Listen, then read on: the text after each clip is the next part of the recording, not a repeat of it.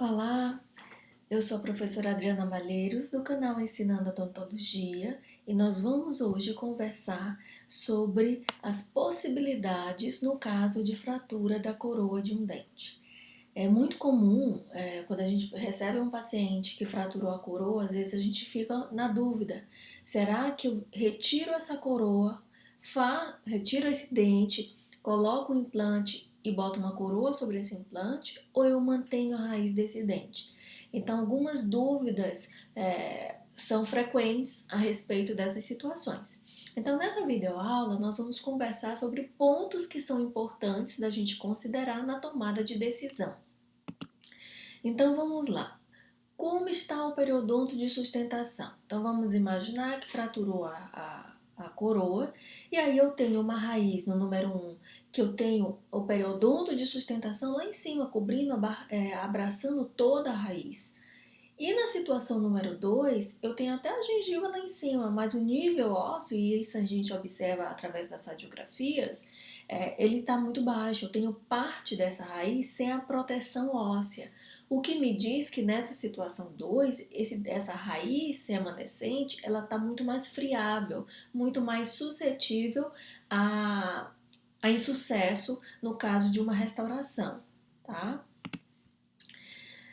Tem estrutura coronária remanescente? Sempre que a gente tiver uma estrutura coronária remanescente, nós temos uma melhor situação clínica, porque funciona como uma férula. Quando eu tenho essa estrutura, ainda alguma coisa da coroa, né? Eu tenho uma distribuição de força melhor ao longo dessa raiz e eu tenho um efeito de alavanca menor. Então, sempre que eu tenho um pouco de estrutura remanescente coronária, eu tenho uma situação muito mais positiva do que quando não sobra nada da coroa e basicamente eu tenho a raiz. Em qual dente nós faremos ou pretendemos fazer um pino no caso de tentar aproveitar a raiz que ficou, né? Então a gente sabe que os dentes, alguns dentes anatomicamente, eles são muito mais friáveis. Por exemplo, incisivos inferiores, incisivo lateral superior. Então são dentes anatomicamente mais delicados, mais suscetíveis a uma fratura, né? Porque pela delicadeza da anatomia. No entanto, a gente pode pensar assim, mas um lateral superior não é um dente da mastigação, é um dente da estética, da fonética. Mas a gente tem que pensar que existem pacientes e pacientes. Eu tenho um paciente que ele chegou com uma fratura, eu havia colocado um pino, uma coroa, julguei adequado, dava para aproveitar o remanescente, e aí, depois de uns 6 meses, ele me apareceu com a coroa fraturada, né? Com a raiz fraturada, melhor dizendo. E me disse que foi morder um chocolate que estava na geladeira. Um chocolate que está na geladeira, um chocolate duro, né? Então ele mordeu, por mais que ele tente botar nos centrais, escapa assim um pouco para o lateral e terminou causando a fratura desse dente. Então é importante a gente saber qual é o dente que nós pretendemos aproveitar a raiz e fazer o pino. Se for um dente posterior, normalmente os dentes posteriores são dentes anatomicamente preparados para receber carga, tem a raiz mais espalhada no periodonto. No entanto, como eu disse anteriormente, são dentes para receber carga mastigatória. Então, também tenho que avaliar muito bem essa estrutura que sobrou, como estão a implantação da raiz dentro do osso, se elas estão bem espalhadas, para eu saber se essa anatomia favorece a possibilidade da gente restaurar esse dente, manter a raiz e restaurar o dente. Quem é meu paciente? Eu já até comentei um pouco sobre isso antes. Então, tem pacientes que têm uma vida bem regrada, uma alimentação equilibrada e que sabe da importância dos seus dentes, principalmente quando eles já não estão rígidos, né? Estão restaurados ou tratados endodonticamente, enfim. Então tem que haver uma conscientização do paciente. Pacientes que não têm essa percepção, não têm essa educação odontológica, é muito mais complicado a gente fazer tratamentos que a raiz só ficou a raiz e a gente aproveitar essa raiz para restaurar, né, botar um pino e botar uma coroa. que é a historinha que eu contei anterior do paciente que mordeu o chocolate que veio da geladeira, né? Então a gente tem que ter muito cuidado quem é o nosso paciente, conversar com ele sobre as possibilidades e os riscos de cada tratamento. Bom, então se eu tenho uma situação de remanescente radicular sem nenhum remanescente coronário e eu tenho o osso abraçando essa raiz, sim, eu tenho a possibilidade de fazer um pino e restaurar esse dente, mantendo a raiz. Mas se eu tenho um nível ósseo lá na metade da raiz, então é mais prudente remover essa raiz, fazer um implante e depois fazer uma coroa sobre o implante.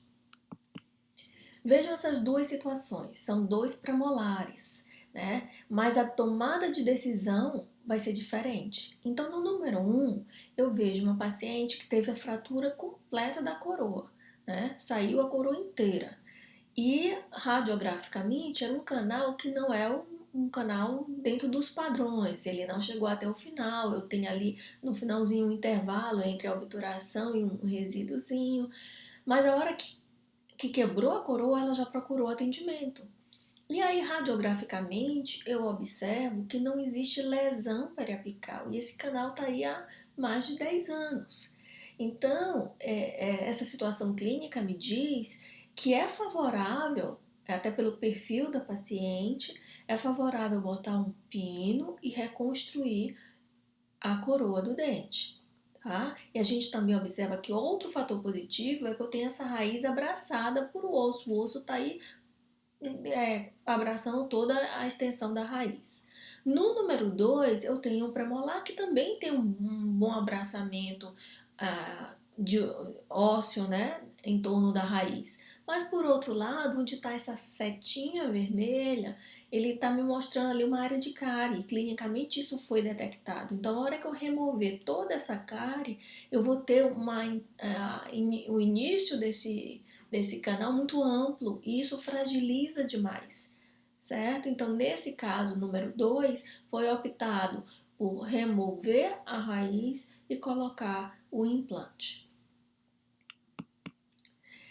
A partir do momento em que eu tomei a decisão de reabilitar aproveitando o remanescente, aproveitando a raiz, então aí vem uma outra dúvida. Qual pino eu vou fazer?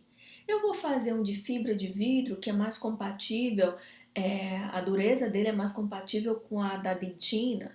Eu vou fazer um pino metálico, que muitos falam que a dureza do metal fragiliza muito mais a raiz e provoca muito mais facilmente a fratura dessa raiz.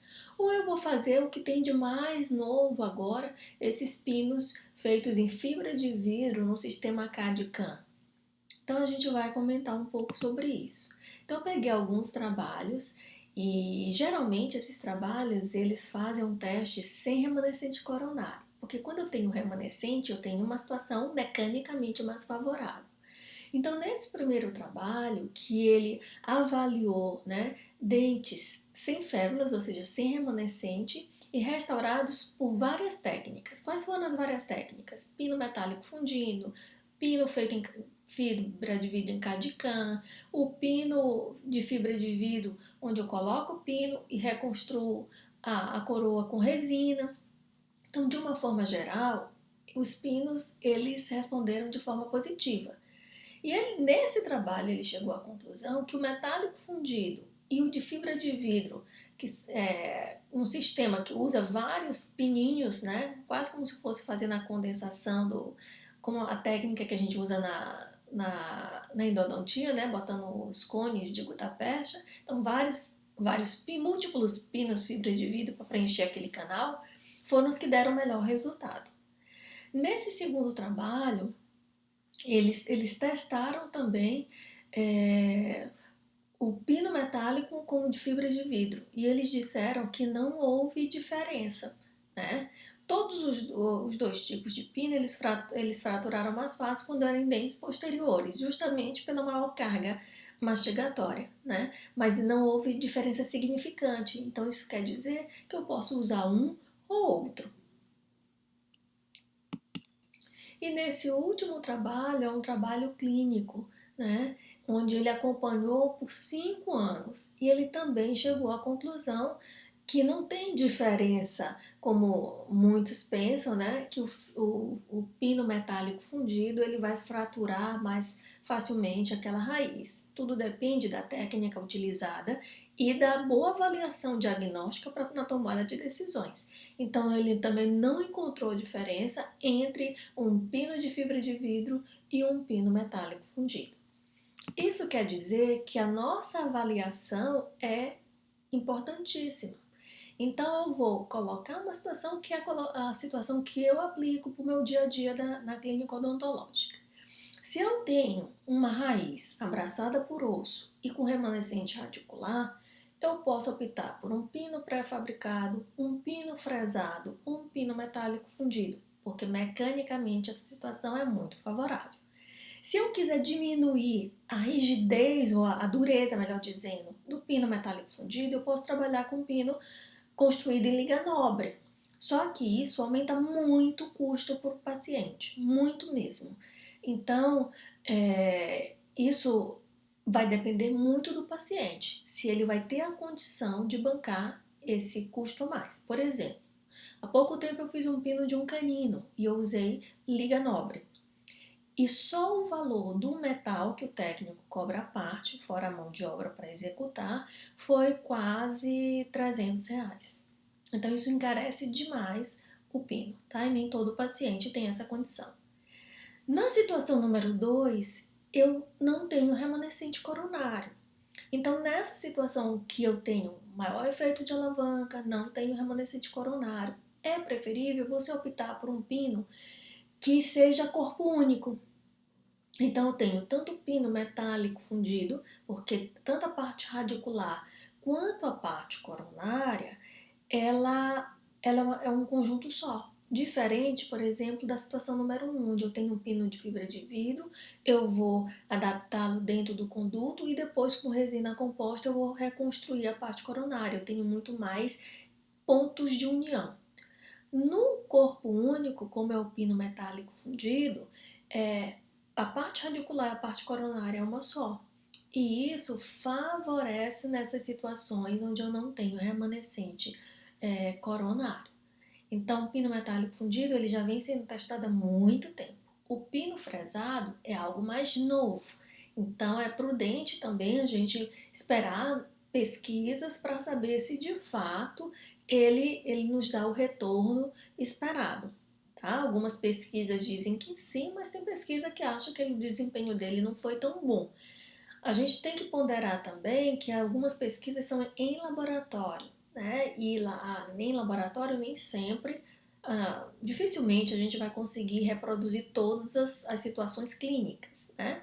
Então, mas o pino fresado aparece como uma boa opção e o tempo e os trabalhos vão dizer se realmente ele entrega tudo que aparentemente ele promete. Eu espero que vocês tenham gostado e fiquem ligados no canal, deem um like, se inscrevam, toquem no sininho aí para saber sempre que a gente posta uma aula vocês serem avisados, tá bom?